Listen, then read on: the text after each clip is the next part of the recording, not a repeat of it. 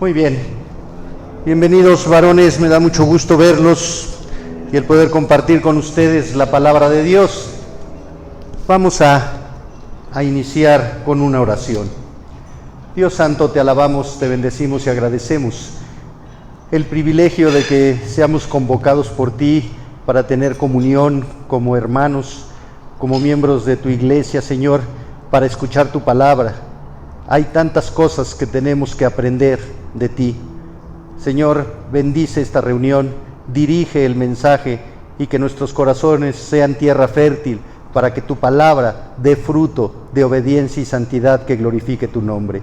Agradecemos también los alimentos que nos provees fielmente y te rogamos, Señor, que bendigas nuestro caminar contigo rumbo a la eternidad. En Cristo Jesús te lo pedimos. Amén. Muy bien. ¿Cuántas veces pregunto a los alumnos del seminario cuál es su don espiritual? La mayoría de ellos me responde, pero yo quiero que pienses, ¿cuál es el tuyo? Y yo sé que vas a coincidir con los alumnos del seminario. La mayoría de ellos dicen el de servicio. Y la mayoría de los que no saben cuál es su don, dicen el de servicio. Y les cuestiono, ¿ese don es espiritual o dominical? ¿Sirves nada más en la iglesia los domingos de 8 a 2? ¿Y el lunes ya no sirves? ¿Eres como ellos? ¿Tienes un don dominical y no espiritual? La palabra servir en el Antiguo Testamento se usó 97 veces, se le conoce como ministrar y significa que el servicio que se ofrece es parte del culto y de la adoración a Dios. El Salmo 103:21 nos dice: bendecid a Jehová, vosotros todos sus ejércitos, ministros suyos que hacéis su voluntad. La forma de servir a Dios es hacer su voluntad. En el Nuevo Testamento, la palabra servir se encuentra escrita 290 veces y se refiere a la labor que se hace para honrar a Dios, para glorificar a Dios. Y esa es otra pregunta. ¿Qué es lo que hacemos y para quién lo hacemos? Y la respuesta es: todo lo que hago es para glorificar a Dios, pero no sabemos cómo glorificar a Dios. Del término servir surge la palabra conocida como siervo, esclavo, servidor. Romanos 6:22, Pablo escribe: mas ahora que habéis sido libertados del pecado y hechos siervos de Dios, tenéis por vuestro fruto la santificación y como fin la vida eterna. Pablo está estableciendo que la justificación, el nuevo nacimiento, tiene como evidencia el que el redimido es identificado como un siervo, un esclavo, un sirviente de Dios. Nos jactamos de decir que somos salvos, que nos vamos a ir al cielo porque Cristo pagó por nuestros pecados, pero no hemos entendido que la identidad de un salvo es ser un siervo, y que esa calidad se muestra a través de la santificación. Tenéis por vuestro fruto la evidencia de la justificación y de ser siervo es la santidad, y la santidad implica la obediencia a Dios. Por lo tanto, un siervo obedece a Dios. Y como fin, la vida eterna. Pero, ¿qué es servir a Dios? Servir a Dios es conocer su voluntad revelada en las Escrituras. Servir a Dios es dejarse guiar por su Santo Espíritu para cumplir su voluntad en todos los aspectos de la vida. No nada más el domingo, no con quien queremos, en todos los aspectos de la vida. ¿Cuánto tiempo eres salvo? ¿Nada más los domingos? ¿Nada más en los estudios bíblicos? ¿Nada más en los estudios, en los desayunos de varones? ¿Cuánto tiempo eres salvo? ¿Y cuánto tiempo debemos mostrar la salvación?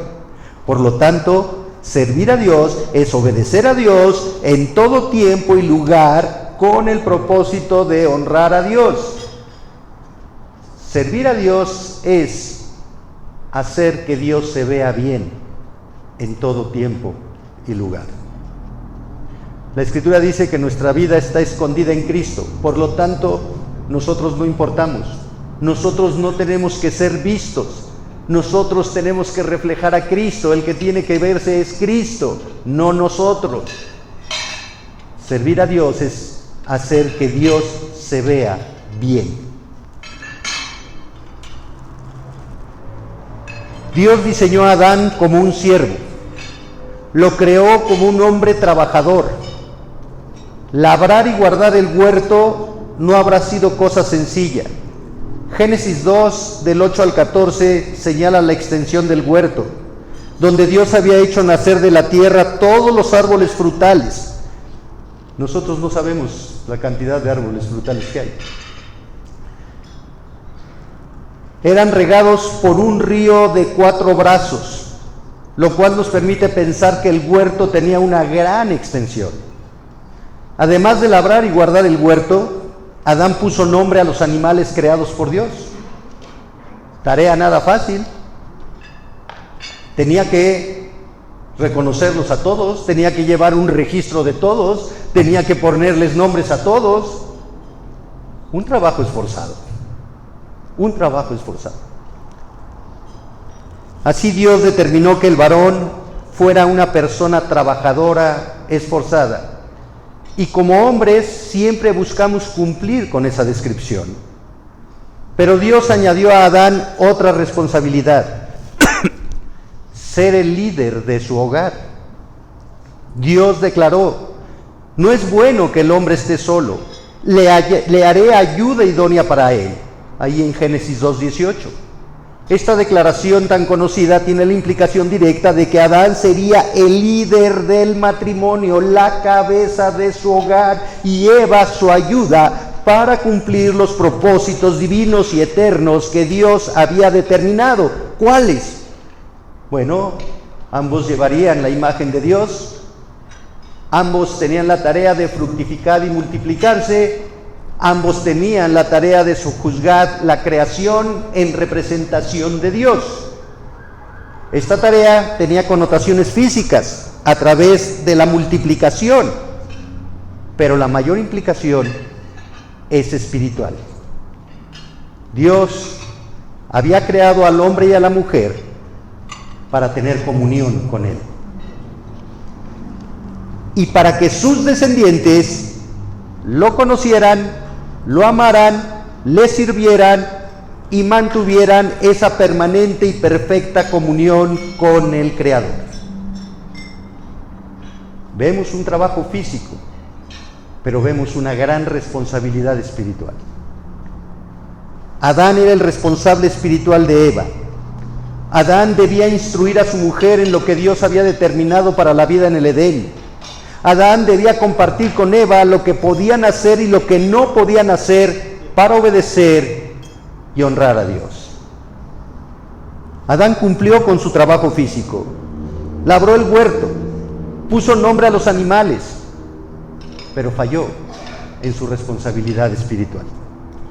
No tan solo por no advertir a Eva de la prohibición determinante de comer del fruto prohibido y sus terribles consecuencias. Si bien Eva fue responsable de su rebeldía, Dios hizo responsable a Adán.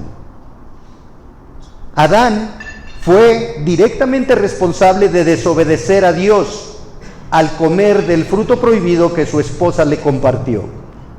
Adán no supo mantener su liderazgo espiritual en su hogar. Y ese fue otro pecado. Como varones esforzados, estamos muy prestos para ganar el mundo material para nuestra esposa e hijos. Pero fallamos en nuestra responsabilidad espiritual. Con esto en mente, quiero llevarte al libro de Josué, capítulo 24, versículo 15. Josué 24:15. Dice la palabra del Señor: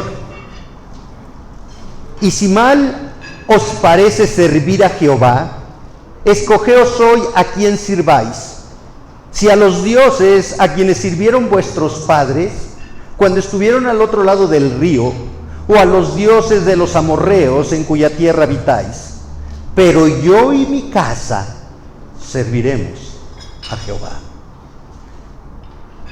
Josué ha cumplido con el trabajo encomendado por Dios: entrar, pelear, conquistar y repartir la tierra prometida.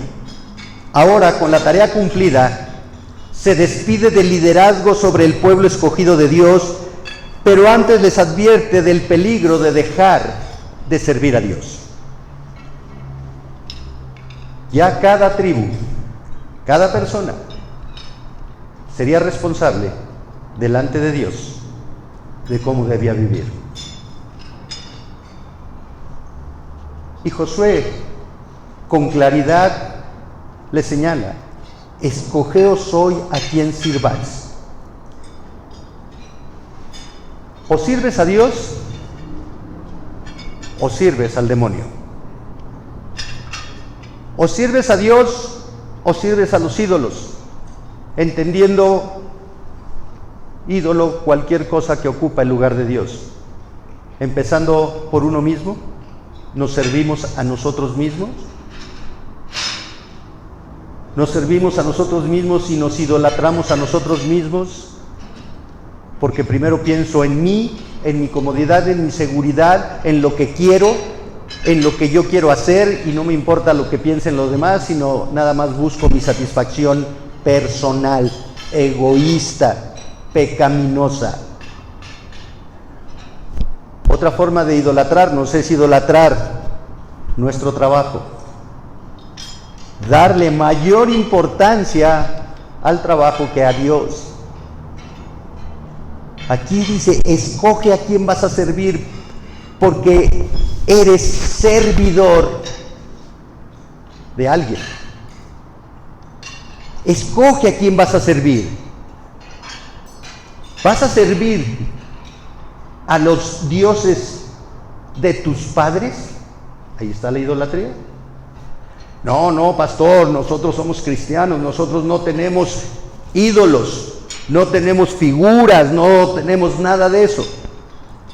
Muy bien, pero el hecho de no tener figuras de piedra o de madera no significa que no seamos idólatras. Podemos idolatrar a nuestros padres. Jesús dijo: el que no aborrece a padre o a madre no es digno de mí. No es digno de mí. Una cosa es honrar a padre y a madre, y otra cosa es idolatrar a padre y a madre. Y después dice: y si no adoras a los ídolos de tus ancestros, puedes adorar a los dioses paganos de la tierra donde habitáis. Y ese es el mundo. Podemos adorar al mundo. Queremos lo mejor del mundo, el reconocimiento del mundo, la autoridad del mundo, el poder del mundo, la riqueza del mundo.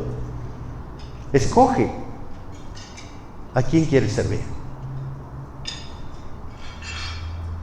Pero yo y mi casa serviremos a Jehová. Y quiero centrarme en esta conocida frase. ¿Qué muestra esta declaración de Josué? Muestra 4 características de un siervo de Dios. 4 características de un siervo de Dios.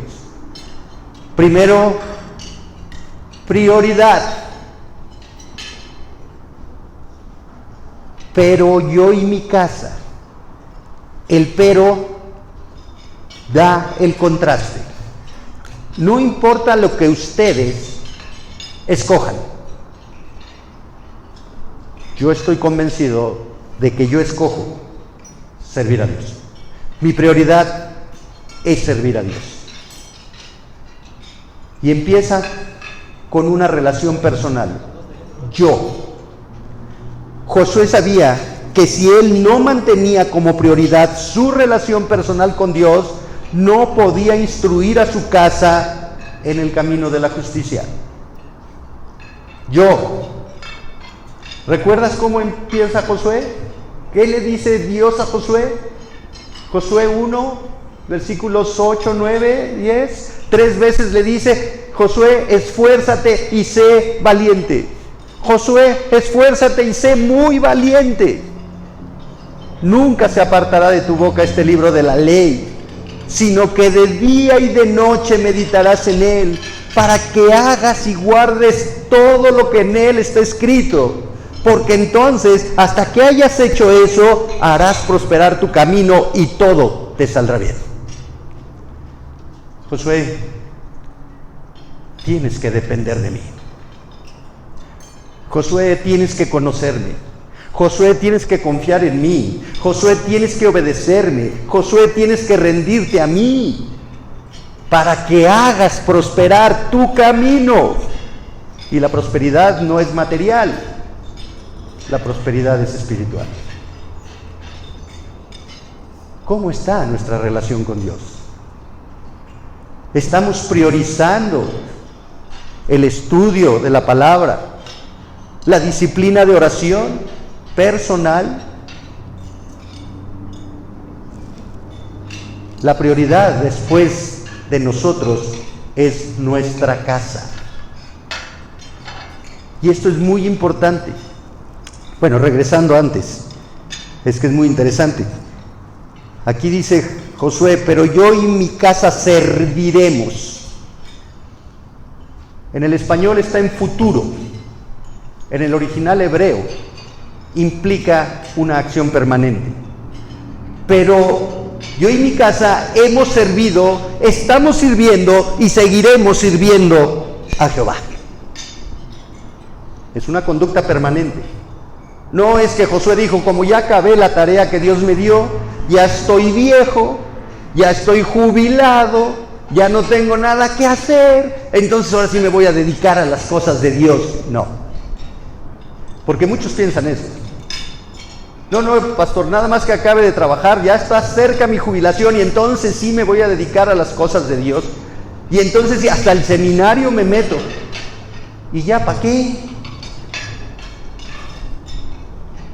No, es un estilo de vida permanente. Yo escojo y he escogido, he servido, sirvo y seguiré sirviendo a Dios, es lo que está diciendo Josué.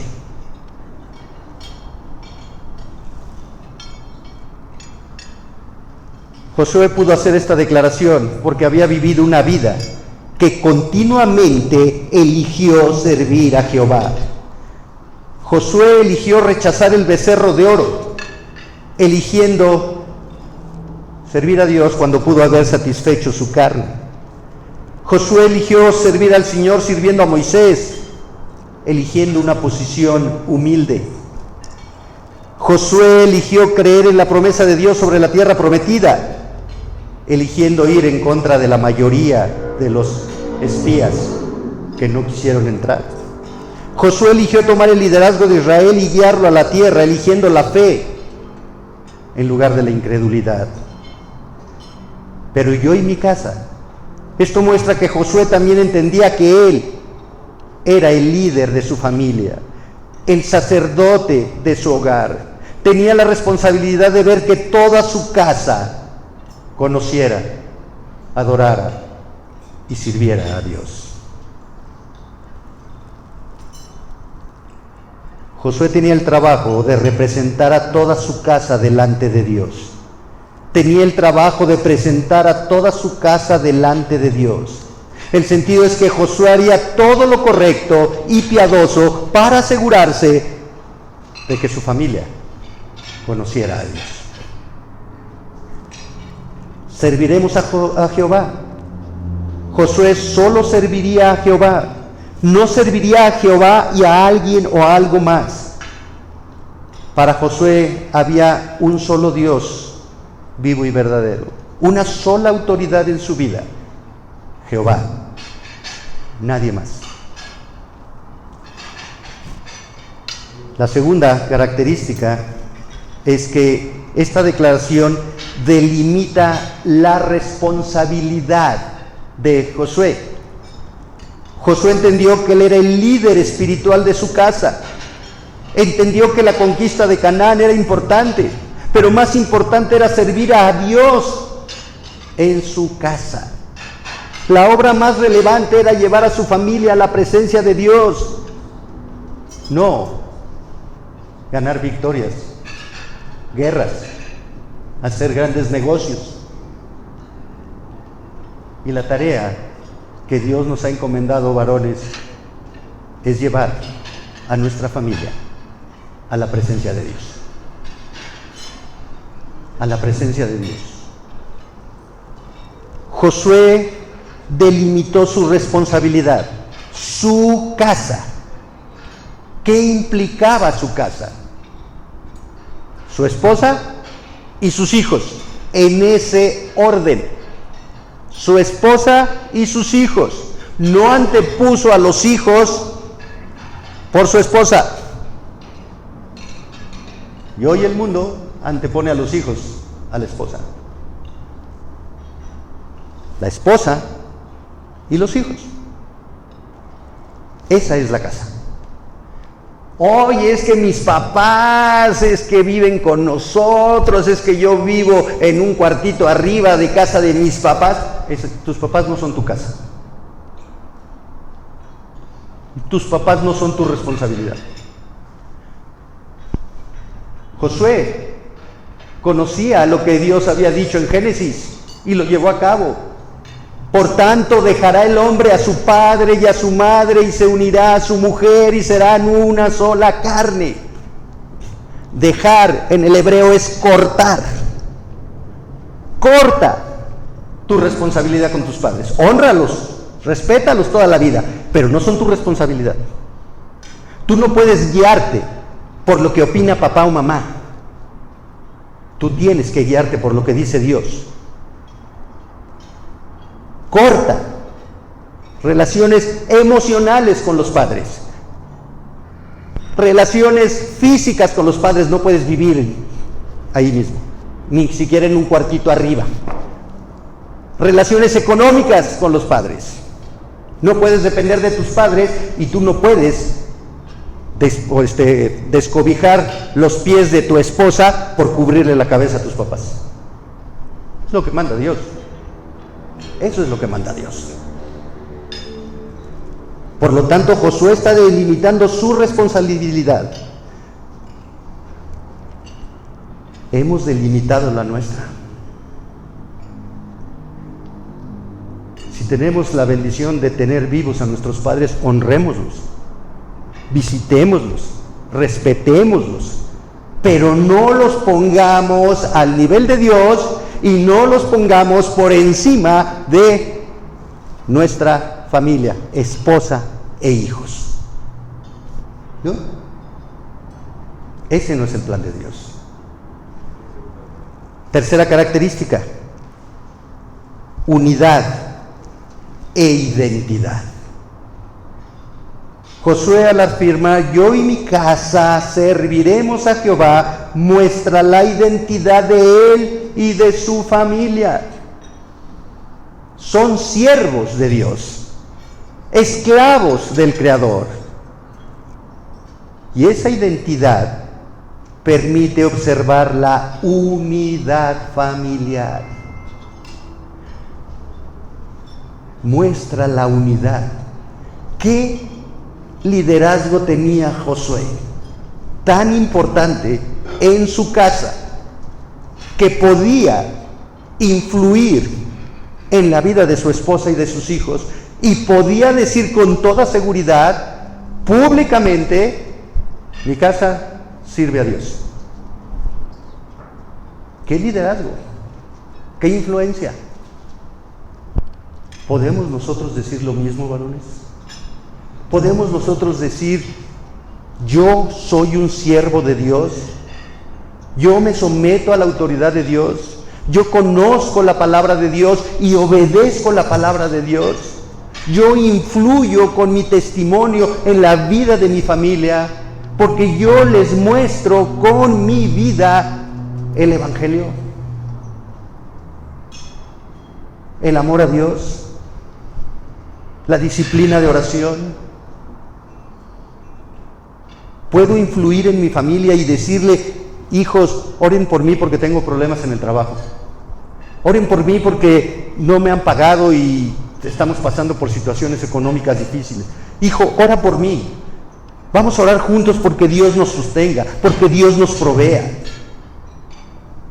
Eso es influir y llevar a la familia a depender de Dios y no de nosotros. Pero nos escondemos en el, no quiero que se enteren, no los quiero afligir, no los quiero preocupar. No, lo que tú quieres es ponerte en el lugar de Dios y solucionar todos los conflictos tú y no llevarlos a depender de Dios.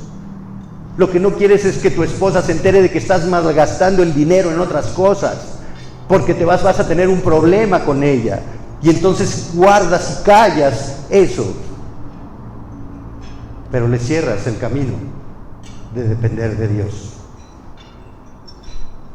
¿Qué influencia tuvo Josué que pudo afirmar, mi esposa sirve al Señor, mis hijos sirven al Señor, mi casa es del Señor?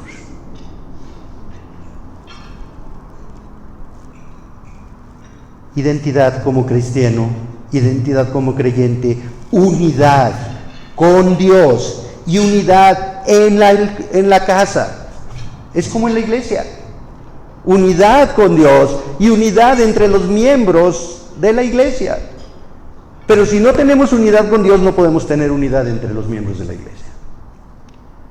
Y si no tengo unidad con Dios, tampoco puedo tener unidad en mi casa. Cuarto, servicio espiritual. Josué entendía que su responsabilidad era servir a Dios. Sirviendo espiritualmente a su casa, servía a Dios. Josué nos muestra que no importa qué gran trabajo realicemos o estemos realizando, qué victoria, qué logro, qué fama, qué poder, qué reconocimiento por nuestros esfuerzos físicos hayamos conseguido, si fallamos en nuestra responsabilidad espiritual, todo lo demás no sirve de nada. Dios no nos va a pedir cuentas de nuestro trabajo, de nuestras inversiones. Dios nos va a pedir cuenta de nuestra fe. ¿Qué cuentas le vamos a dar al Señor de nuestra responsabilidad espiritual como líderes de nuestro hogar? ¿Cómo ejercer esa responsabilidad espiritual? Bueno, la Biblia establece con toda claridad: el varón es el líder espiritual del hogar. El varón tiene que ser el sacerdote de su casa. Jesús, nos dice el autor de Hebreos, es nuestro sumo sacerdote. ¿Cómo logró llegar a ser el sumo sacerdote? ¿Qué hacía un sacerdote en la antigüedad? Ofrecía sacrificio por él y por el pecado del pueblo en el día de la expiación. Este sacrificio apuntaba al sacrificio de Jesucristo. Jesucristo es el sumo sacerdote porque Él es el sacerdote que ofrece el sacrificio, pero Jesús es el Cordero de Dios, es el mismo sacrificio, y su sacrificio fue hecho una vez y para siempre. Por eso está sentado a la diestra del Padre ejerciendo su ministerio sumo sacerdotal. Pero el sacerdote también intercedía delante de Dios por el pueblo. Por lo tanto, Pedro dice que los regenerados, los salvos, somos real sacerdocio. ¿Qué implica esto? Que somos sacerdotes del Rey.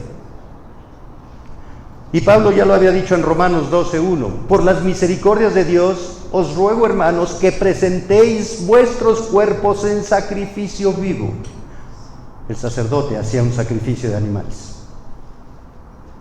Hoy no tenemos que matar a nadie, hoy tenemos que morir a nosotros mismos.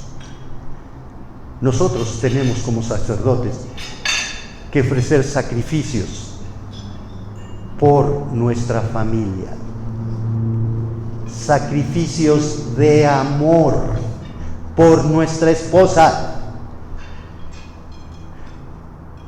negarnos a nosotros mismos para servirle a ella, sacrificios de amor que la lleven a estar más cerca de Dios, a que su corazón sea conformado a la imagen de Cristo, sacrificios de amor, de dedicarle tiempo, de dedicarle atención, de no ser ásperos con ellas, de respetarlas como coherederas de la gracia de la vida. Queremos que ellas nos sirvan, que nos den la comida caliente, que nuestra camisa preferida esté limpia y planchada. Y nosotros creemos que les servimos porque trabajamos y llevamos dinero a la casa. Esa es tu tierra prometida. Esa es tu conquista. Ese es tu Canaán. Pero mientras creas que eso es tu prioridad, nunca podrás decir, yo y mi casa serviremos a Jehová. ¿Cómo estás sirviendo a tu esposa? Tu esposa no solo tiene una necesidad material, tiene una necesidad espiritual. Y tú y yo somos responsables delante de Dios de proveerle a nuestra esposa la instrucción bíblica. ¿Cuándo te has reunido con tu esposa a preguntarle qué siente? ¿Qué dudas tiene de la palabra? ¿Cómo puedes ayudarla a ser más santa, a obedecer más a Dios? ¿Cómo puedes, con tu testimonio, como dice Pablo a Tito, adornar el Evangelio para que el Evangelio impacte la vida de tu esposa? Tenemos que mostrar a Cristo. Cristo es el maestro de la mansedumbre y la humildad. Ser manso no significa hacer todo lo que nuestras esposas quieren. Adán pecó porque cedió a la petición de Eva de que comiera el fruto prohibido. Hizo a un lado su liderazgo espiritual. No, eso no es ser manso. Ser manso es fuerza dirigida. Ser manso es saber que Dios gobierna y yo sigo el camino de Dios. Ser manso es decirle no a la esposa cuando lo que quiere o pide no está conforme a la voluntad de Dios.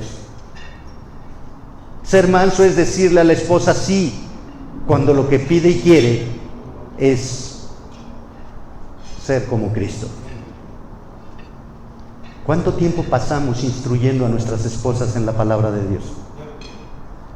¿Cuánto tiempo pasamos orando con ellas y por ellas?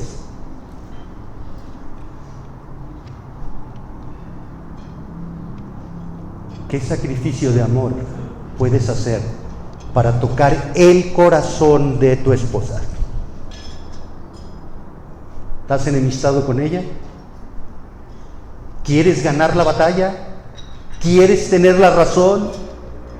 Pero la estás perdiendo por tu egoísmo, por tu autoritarismo, por tu indiferencia, y te estás apartando de Dios y de ella. El sacrificio es negarte a ti mismo. El sacrificio es no hacer nada por contienda, por vanagloria. El sacrificio es humildad, pedir perdón. Y entonces empezarás a caminar con el Señor y darás un testimonio de que buscas agradar a Dios y no agradarte a ti mismo. Y si eres soltero, tienes que honrar a tus padres y obedecer a tus padres, no pelear con tus padres, no discutir con tus padres, no quejarte de tus padres, negarte a ti mismo para honrar a Dios, honrando a tus padres. ¿Qué le estás enseñando a tus hijos? ¿Cómo servir a Dios? ¿Hay oración con tus hijos? ¿Te ven que dependes de Dios? ¿Les muestras una disciplina de oración? ¿Estás tocando el corazón de tus hijos? ¿O les estás proveyendo de bienes materiales? Un sacerdote intercede. Job, el primer libro que se escribió de la Biblia, nos dice que Job muy temprano ofrecía sacrificios por sus hijos, por si sus hijos habían cometido pecado. La Biblia no nos dice qué eran los hijos de Job, qué hacían los hijos de Job, pero él dice: conozco el corazón humano, perverso y engañoso, y voy a ofrecer un sacrificio por mis hijos delante de Dios. ¿Qué sacrificios ofrecemos por nuestros hijos? ¿Pasas tiempo con él, con ellos? ¿Conoces quiénes son sus amigos? ¿Conoces sus debilidades? ¿Conoces sus fortalezas? ¿Conoces sus anhelos? ¿Conoces sus temores?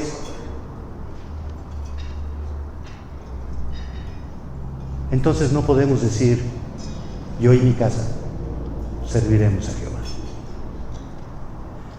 Segundo lugar, el líder espiritual, el varón, no solo es sacerdote. El líder espiritual es el proclamador de la palabra de Dios, el predicador de la casa, el profeta de la casa. Jesús vino y mostró con su vida el evangelio. Jesús dijo: id y haced discípulos. Tenemos que hacer discípulos en nuestra casa. Tenemos que llevar a nuestra esposa y a nuestros hijos a ser discípulos de Dios. ¿Cómo? Enseñándoles todas las cosas que Dios enseñó, las que nosotros tenemos que aprender, las que nosotros tenemos que conocer. Pablo le dijo a Timoteo: predica la palabra de Dios, predica a tiempo y fuera de tiempo, redarguye, reprende, exhorta con toda paciencia y doctrina. Ahí está la instrucción. Predica la palabra en tu casa. Comparte la palabra a tu esposa y a tus hijos. No es suficiente que los lleves a la iglesia. No es suficiente que se conecten a un estudio bíblico entre semana. Tu responsabilidad es predicarles la palabra y predicarla con el ejemplo. Predicarla con el ejemplo.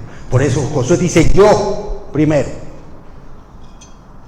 Yo lo que aprendo lo aplico en mi vida y después lo enseño a mi familia. Predica la palabra. En tercer lugar, en toda familia hay conflictos, en toda familia hay desavenencia, en toda relación humana hay problemas. ¿Cómo se resuelven? Bueno, Dios dio su ley a su pueblo. Esa ley contenía la forma en que el pueblo se iba a relacionar con Dios, la forma en que el pueblo iba a adorar a Dios, la ley moral, la ley ceremonial, pero también contenía la ley civil, la forma en que el pueblo iba a resolver sus conflictos. Jesús cumplió la ley y la palabra de Dios nos dice cómo debemos resolver los conflictos. Por lo tanto, el líder espiritual del hogar debe gobernar su casa con la palabra de Dios, no con sus experiencias personales, no con las tradiciones familiares, con la palabra de Dios. ¿Cómo estamos gobernando nuestra casa? ¿Cómo resolvemos los conflictos con nuestra esposa? ¿Cómo estamos instruyendo a nuestros hijos? ¿Cómo gobernamos nuestra casa? Josué dice, yo la gobierno con la palabra de Dios. Yo la gobierno con la palabra de Dios. Y por eso yo y mi casa nos identificamos con Cristo, con Dios. Servimos a Dios, resolvemos los problemas conforme a la voluntad de Dios. Esa es la responsabilidad espiritual, hermanos. Esa es la responsabilidad espiritual. Hagamos de nuestro hogar un templo sagrado en el cual ofrezcamos sacrificios diarios de amor por nuestra esposa e hijos. Ellos son nuestra prioridad. Vamos a dar cuentas a Dios por la vida de ellos. ¿Cómo hacerlo? Como Dios le dijo a Josué: esfuérzate y sé muy valiente. Te va a costar trabajo. Vas a necesitar mucho valor para hacer la voluntad de Dios. Mucho valor para negarte a ti mismo. Mucho valor para amar en medio del conflicto. Esfuérzate y nunca se aparte de tu corazón la palabra de Dios. Llena tu mente de ella. Medita en ella. Déjate guiar por ella. Haz lo que dice ella. Y entonces, tu camino prosperará. Tu camino espiritual prosperará. Entonces, mostrarás que eres un siervo de Dios, comprometido con Él, con su palabra, con su gloria. Hermanos varones, tenemos tarea que hacer. Hagámosla. Dios nos ha dado su palabra y su Santo Espíritu. No nos ha dejado solos. Y que al final de nuestros días podamos decir como Josué: yo y mi casa servimos a Jehová. Oremos. Padre, te alabamos, te bendecimos y te damos gracias por la claridad de tu palabra, Señor, porque en una breve frase hay tanta teología, hay tanto compromiso, hay tanta responsabilidad y hay tanto privilegio. Tú nos amas antes de la fundación del mundo. Tú nos escogiste para salvación antes de que nada existiera. Tú nos capacitas con tu palabra y tu espíritu para hacer tu voluntad. Quita la dureza de nuestro corazón. Quita el egoísmo de nuestro corazón. Quita la indiferencia hacia tu palabra. Y danos un corazón humilde, un corazón manso, un corazón que camina con Cristo rumbo a la eternidad. Yo te ruego por cada uno de mis hermanos, por sus vidas, por sus matrimonios, por sus familias. Yo te ruego por los solteros, que aprendan de tu palabra para cuando tú les concedas el privilegio de estar unido en matrimonio. Que aprendan para que puedan compartir tu palabra, estando solteros o casados. Y que todos juntos te glorifiquemos solo a ti, Señor. Te lo rogamos en el nombre de Jesús. Amén. Gracias, hermanos. Que el Señor les bendiga.